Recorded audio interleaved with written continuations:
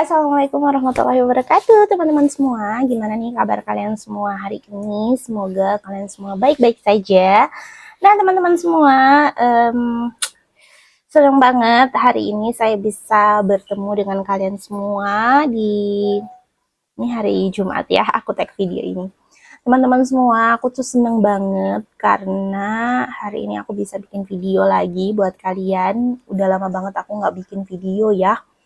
Kira-kira sekitar 2 bulanan. Hal itu karena aku lagi disibukkan untuk penelitian tesis aku. Jadi saat ini karena memang aku tuh udah kuliah 3 semester teman-teman, dan ini masuk semester keempat, jadi aku harus selesaikan tesis aku semester ini, karena ya tentunya karena salah satunya adalah karena saya penerima beasiswa, jadi harus lulus tepat waktu.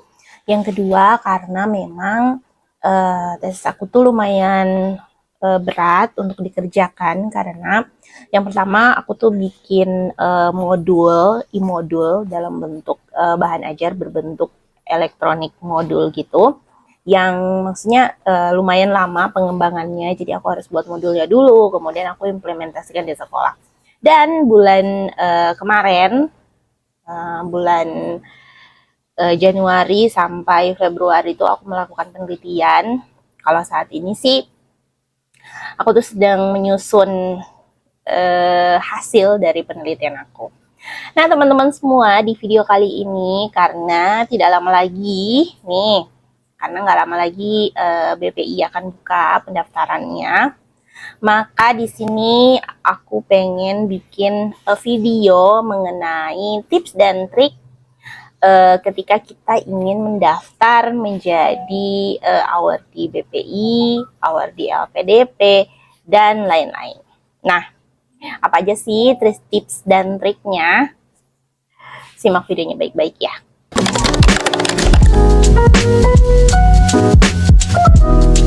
Nah, teman-teman semua, pendaftaran beasiswa itu bisa menjadi sebuah proses yang menuntut ya.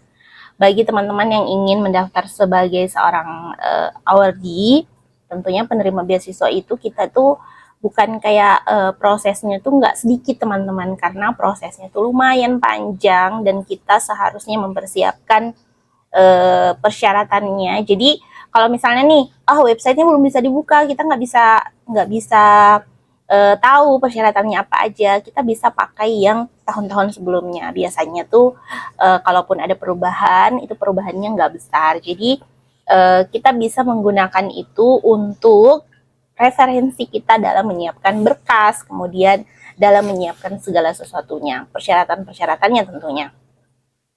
Tetapi di sini saya ingin berbagi bagaimana tips dan trik yang dapat kita lakukan sebagai seseorang yang ingin mendaftar beasiswa untuk meningkatkan peluang untuk berhasil mendapatkan beasiswa tersebut. Nah, yang pertama adalah mencari beasiswa yang sesuai. Teman-teman semua, ketika kita ingin mendaftar sebagai seorang penerima beasiswa, tentunya kita harus meluangkan waktu untuk mencari beasiswa yang sesuai dengan latar belakang, kemudian minat, kemudian juga kebutuhan finansial kita. Nah, ada beberapa jenis beasiswa yang tersedia, mulai dari yang termasuk berdasarkan prestasi akademik, kemudian juga minat khusus, dan masih banyak lagi. Kalau di BPI sendiri ada beberapa kategori-kategori beasiswa. Ada beasiswa untuk guru yang disebut dengan kategori GTK. Nah, tahun ini tuh untuk GTK itu kayaknya bukannya cuman untuk S2 doang, teman-teman. Kemudian ada juga untuk dosen dan calon dosen. Nah, untuk dosen ini tentunya dosen yang udah berprofesi sebagai dosen yang memiliki NIDN. Nah, atau calon dosen. Nah, calon dosen ini misalnya orang yang belum punya NIDN, tapi dia itu udah kerja sebagai dosen. Nah, tapi kalau yang untuk calon dosen ini, persyaratan khususnya itu adalah dia harus bekerja di perguruan tinggi negeri baru. Jadi perguruan tinggi negeri tapi yang baru berdiri gitu. Kemudian ada juga beasiswa untuk pelaku budaya. Nah, pelaku budaya biasanya tuh dia tuh sudah bergerak di bidang pelaku budaya itu udah lama gitu, makanya dia bisa mendaftar sebagai penerima beasiswa untuk BPI ya teman-teman. Dan masih banyak yang lainnya. Ada juga untuk guru SMK, itu untuk anak S1. Jadi kalau misalnya ada teman-teman yang baru lulus SMA atau SMK, nah kalian bisa daftar tuh biar dapat menjadi penerima beasiswa untuk S1. Nah, kalau misalnya kalian pengen tahu tentang pendaftarannya, kalian bisa cek di playlist aku. Di situ udah banyak banget aku bahas tentang BPI, semua tentang BPI di situ. Dari proses wawancara, kemudian seleksi administrasinya seperti apa. Di situ ada semua teman-teman. Oke, yang kedua adalah baca persyaratan dengan teliti. Nah, tentunya sebelum kita mendaftar, pastikan bahwa kita membaca persyaratan dan petunjuk aplikasi yang dengan cermat teman-teman. Hal ini penting untuk memastikan bahwa kita itu memenuhi syarat dan memberikan dokumen yang diminta. Ya, tentunya, jadi seperti yang saya bilang dari awal tadi, bahwasanya ketika mungkin kita buka websitenya, kayaknya belum buka gitu. Kita bisa buka file-file sebelumnya atau panduan-panduan sebelumnya. Jadi di dalam sana juga sudah ada. Jadi kalian tinggal buka aja biar nanti ketika nanti sudah dibuka kalian bisa gercep tuh karena persyaratannya udah kalian penuhi semua. Kemudian yang ketiga adalah buat jadwal. Nah, ini sih yang saya lakukan selama ini untuk saya bisa ketika saya ingin melakukan sesuatu saya selalu buat jadwal. Nah, buat jadwal itu contohnya kayak saya ada di video ini, di sini aku bikin planner kira-kira apa aja yang harus aku lakukan di situ. Kalian bisa lihat. Nah, jadwal ini kita harus membuat jadwal yang terorganisir untuk memastikan bahwasanya kita tidak melewatkan batas waktu untuk pengiriman aplikasi dari beasiswa tersebut. Nah, teman-teman semua, kita bisa memberikan kayak kan biasanya tuh beasiswa itu memberikan waktu 1-2 bulan batas pendaftarannya. Nah, tuh kita bisa benar-benar baca dulu kayak pembuatan administrasinya, kayak rencana studi, personal statement. Nah, itu kan kita benar-benar bikin dengan baik. Kita juga punya kesempatan untuk kayak merevisi, kemudian memberikan kepada orang lain untuk membaca, kemudian mengetahui apa saja sih kekurangan dari personal statement atau rencana studi yang kita buat. Jadi kayak kita punya banyak waktu gitu untuk menulis, kemudian kita juga tidak terburu-buru sehingga apa yang kita berikan, apa yang kita tulis di dalam personal statement ataupun di dalam rencana studi itu menjadi lebih baik gitu. Dan tentunya ketika udah direvisi orang lain, karena kalau direvisi sama orang lain itu tentu orang lain akan tahu nih kekurangannya apa. Jadi kita dengan mudah gitu untuk memperbaiki, merevisinya seperti itu. Jadi bukan cuma personal statement ataupun rencana studi yang kita buat itu bukan cuma kita aja yang paham, tetapi orang lain juga bisa paham. Seperti itu teman-teman. Kemudian yang keempat yaitu siapkan dokumen dengan baik. Teman-teman semua, ketika kita ingin mendaftar, itu kita harus benar-benar memastikan untuk memiliki semua dokumen yang diperlukan. Sebelum tentunya kita mengajukan aplikasi untuk beasiswa itu, kita harus benar-benar menyiapkan dokumennya. Misalnya kayak transkrip nilai, surat rekomendasi, esai, dan masih banyak dokumen-dokumen yang lainnya benar-benar kita harus siapkan, jangan sampai kita salah upload.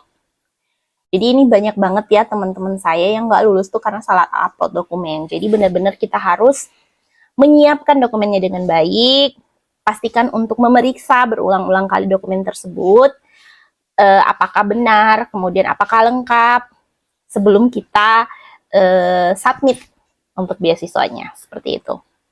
Kemudian nomor 5, tulis esai yang kuat. Teman-teman semua, esai ini merupakan, atau esai atau personal statement ya, kalau di beasiswa pendidikan Indonesia itu personal statement ini, merupakan bagian penting dari aplikasi beasiswa. Jadi ketika kita pengen mengajukan, jadi kayak personal statement atau esai ini merupakan hal terpenting.